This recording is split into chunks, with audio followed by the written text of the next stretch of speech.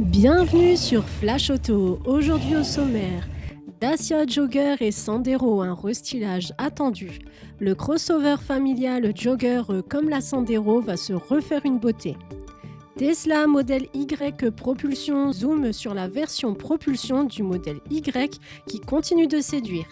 Renault, seul constructeur européen à tenir en juin. Alors que la plupart des marques chutent, Renault résiste sur le marché européen. Aston Martin, un gros pari qui pourrait coûter 4 millions d'euros. Analyse d'un investissement risqué chez Aston Martin.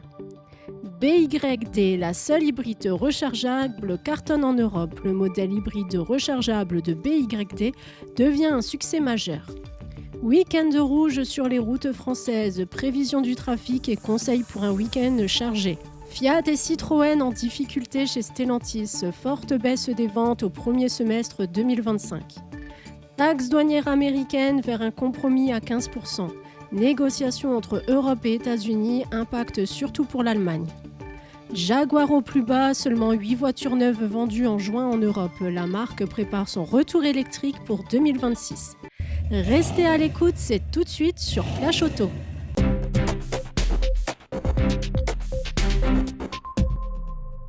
Comme la Sandero, le crossover familial Jogger va lui aussi recevoir un coup de jeune.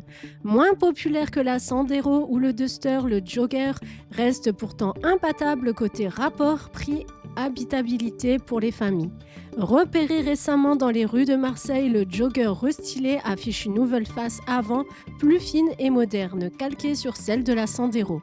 Une calandre revisitée, un style plus affirmé et peut-être même une planche de bord repensée. Suspense. Sous le capot, pas de révolution attendue, on devrait retrouver le bloc GPL de 100 chevaux, l'hybride de 140 chevaux, à moins qu'il ne soit remplacé par une version plus récente empruntée à Renault, et quelques moteurs essence bien connus. Réponse d'ici la fin de l'année avec la présentation officielle de ce Jogger restylé qui devrait continuer d'offrir le meilleur rapport prix-prestation de la gamme Dacia. Une affaire à suivre. Bonne nouvelle pour les amateurs de SUV électriques, la Tesla Model Y propulsion restylée est enfin disponible et surtout éligible au bonus écologique.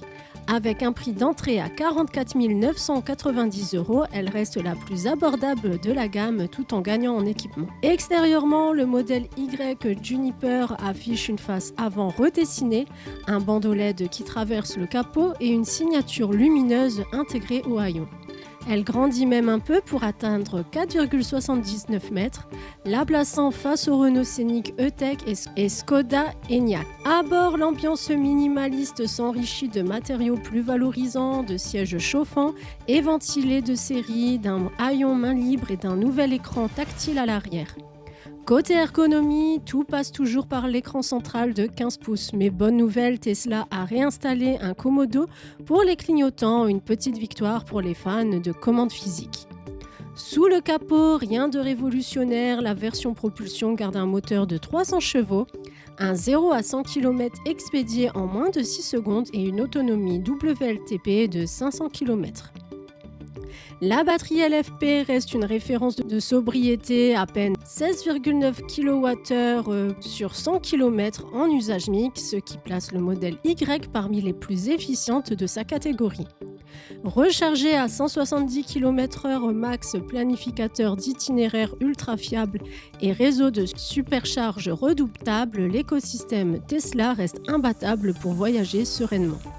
Bref, malgré la polémique autour de Musk, le modèle Y propulsion continue d'écrire le succès de Tesla en tête des ventes électriques en France, une star qui n'a pas dit son dernier mot. En Europe, seul Renault garde le cap alors que le marché automobile européen a plongé de 7,3% en juin. Tous les grands groupes généralistes ont vu rouge, sauf Renault. Malgré la démission surprise de Luca de Meo et des résultats financiers en demi-teinte, le losange limite la casse à moins 0,5% sur le mois et progresse même de 5% sur le premier semestre. Dans le même temps, Volkswagen recule de 7,8%, Stellantis de 16%, Tesla s'effondre de près de 40% et même Toyota accuse le coup. Seuls les premiums allemands tirent aussi leur épingle du jeu, BMW grimpe de plus de 11,6% en juin, Mercedes repart légèrement à la hausse et Porsche limite la casse. Signalons aussi Skoda qui sauve l'honneur dans le groupe Volkswagen avec plus 10% en juin. Et bonne nouvelle pour l'électrique, sa part atteint désormais 15,6% des ventes neuves sur le semestre contre 12,5% l'an dernier. Une petite éclaircie, mais encore loin des ambitions fixées par Bruxelles. Coup dur pour les spéculateurs de supercars, un collectionneur s'apprête à perdre 4 millions d'euros en tentant de revendre 2 Aston Martin ultra exclusives, une DB4 GT Zagato continuation et une DBS GT Zagato produite à seulement 19 exemplaires chacune pour le centenaire de la marque en 2019. Prix d'achat 8 millions.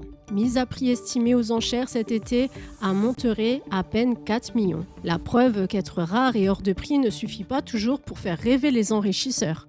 Chez Ferrari ou Porsche, les séries spéciales partent en général comme des petits pains grâce à une sélection stricte des acheteurs. Mais pour Aston, la recette n'a pas pris. Rendez-vous le 14 août pour savoir si la pilule passera mieux sous le marteau. Pari presque raté pour BYD en Europe, pas tout à fait. Le géant chinois misait tout sur les voitures 100% électriques, mais surprise, c'est sa seule hybride rechargeable, le CLU DMI qui cartonne. Avec presque 29 000 ventes en 6 mois, il s'impose comme la meilleure vente de BYD, juste derrière le Volkswagen Tiguan hybride rechargeable. Résultat, BYD change de stratégie, finit le tout électrique, bonjour les hybrides plug-in plus abordables. Un deuxième modèle arrivé dès la rentrée, le Break Seal 6, annoncé moins cher que le SUV Seal U, 37 500 €, de quoi grignoter encore des parts de marché, notamment face à MG, Ford ou Volkswagen. Affaire à suivre, le roi des électriques deviendra-t-il le roi des hybrides low cost ? Rouge partout, ce dernier week-end de juillet s'annonce chargé sur les routes de France. Vendredi et samedi, attendez-vous à des bouchons XXL. Tous les grands axes vers l'Atlantique, la Méditerranée et les Alpes vont saturer, surtout l'A7, l'A10, l'A9 ou le tunnel du Mont-Blanc. En Ile-de-France, partez très tôt ou très tard, sinon patience et bonne playlist. Le conseil malin, décaler son trajet à dimanche.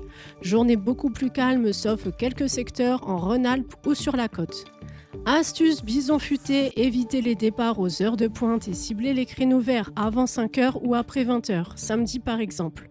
Bon courage aux vacanciers et surtout, bonne route. Fiat et Citroën tirent la langue. Sur le premier semestre 2025, ces deux marques historiques du groupe Stellantis plongent en Europe. Moins 23% pour Fiat, moins 13% pour Citroën. Alors que le marché global baisse à peine. Pendant ce temps, Peugeot limite la casse et Alfa Romeo cartonne avec son Junior, plus 33%. Mais pour Fiat et Citroën, il y a urgence. La grande Panda thermique est attendue comme le sauveur, tout comme la nouvelle C3 et le C3 Aircross, prix serré et format malin. Stellantis perd du terrain en Europe à cause de ces marques qui devraient pourtant être ses fers de lance. L'espoir, la fin d'année. Fiat va relancer une 500 thermique Citroën table sur son C5 Aircross deuxième génération et Opel sur son Frontera pour rebondir. En attendant, c'est la douche froide. Fiat et Citroën doivent vite reconquérir leur public sous peine de tirer encore le groupe vers le bas. Taxe américaine, l'Europe arrache une demi-victoire. À 5 jours de l'échéance, un accord se profile entre Washington et Bruxelles. La fameuse taxe Trump sur les voitures importées ne serait plus de 30% mais de 15%. Une poire coupée en deux pour éviter l'escalade. Résultat, la France se s'en tire plutôt bien. Constructeurs peu exposés, Cognac et Airbus épargnés. Mais pour l'Allemagne, c'est un coup dur. Ces voitures premium, c'est déjà pénalisé par une taxe de 10% depuis avril, vont subir une surtaxe supplémentaire. Porsche est en première ligne. Tous ces modèles vendus aux États-Unis sont importés. Aucune usine sur place et ces ventes chutent déjà. Ce compromis ressemble à l'accord tout juste signé avec le Japon. Un signal, Trump met la pression, mais laisse filer une porte de sortie, à condition de payer plus cher pour entrer sur le marché américain. Moralité, les usines allemandes pourraient devoir traverser l'Atlantique ou encaisser la note. Une guerre commerciale qui, pour une fois, ne sourit pas à l'Allemagne.